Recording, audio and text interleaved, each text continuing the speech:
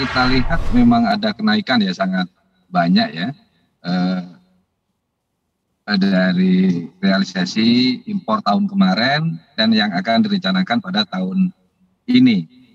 Kalau saya melihat dengan adanya impor yang sangat banyak ini ya 3,07 juta ton, itu bisa kita menilai ketidakmampuan dari pemerintah itu sendiri dalam mewujudkan program yang dicanangkan oleh presidennya, yaitu untuk swasembada garam untuk kebutuhan kita di Indonesia. Dan juga ketidakmampuan pengembangan produksi di dalam negeri oleh pemerintah kita ini juga. Baik itu di sentra-sentra garam yang sudah lama secara tradisional menghasilkan garam, maupun lokasi baru seperti di NTT yang dibuka sampai puluhan hektar, malah sampai ribuan hektar. Saya kira itu tidak program pemerintah tidak jalan. Nah, di sini apa yang salah kira-kira? Apakah itu dari kemampuan dari petambaknya, atau jangan-jangan program pemerintah ini hanya buang-buang uang selama ini. Jadi program itu tidak mengena pada sasaran yang akan dituju. Baik, Dan terkait dengan polemik ketersediaan Pak, ya Pak Jafar, terkait dengan polemik ketersediaan dan juga produksi garam tanah air, ini permasalahannya di mana Pak? Kenapa bisa kurang? Ketersediaan garam untuk saat ini, kalau dilihat data yang ada ya, itu di Madura hampir sekitar 500 sampai 500.000 ton. Kalau kita bicara seluruh Indonesia itu lebih dari 700.000 ton. Nah, seharusnya ini cukup sampai bulan Juni. Sampai di bulan Juni ini kita akan membuat garam lagi. Kalau kami perkirakan di bulan Juni ini sudah turun garam lagi ya.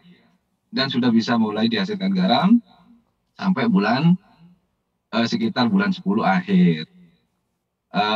Dengan adanya impor ini, saya kira nanti akan membuat stok kita akan berlebih. Dan berikutnya akan menekan kepada harga garam petani, membuat harga garam petani semakin turun, garamnya tidak terbeli karena si pengusaha sudah ada sudah punya stok dari garam impor yang sudah dibagikan tersebut.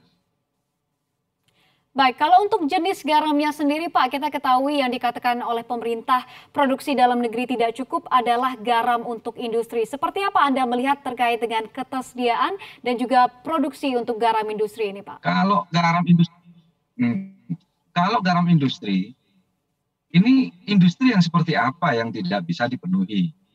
Tapi kalau kita mau bicara, harusnya antara pemerintah, pengusaha dan petaninya disatukan persepsi seperti apa garam industri. Apakah itu KW1 atau KW2 atau berapa? Kalau kita dari petani, untuk saat ini kalau kita bicara tentang KW1 apalagi di Sampang ya, di Sampang ini malah masih ada sekitar 60% untuk KW1. Sisanya KW2 dan KW3. Kalau kita bicara KW. Tapi kalau kita bicara tentang industri itu banyak.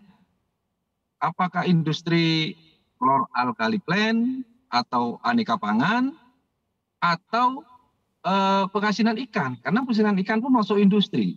Dan penghasilan ikan itu juga NaCl-nya nggak begitu tinggi, cukup 80 sampai 90 aja sudah bagus. Nah, jadi pemerintah sendiri membuat kebutuhan ini klasifikasi rancu kalau menurut saya.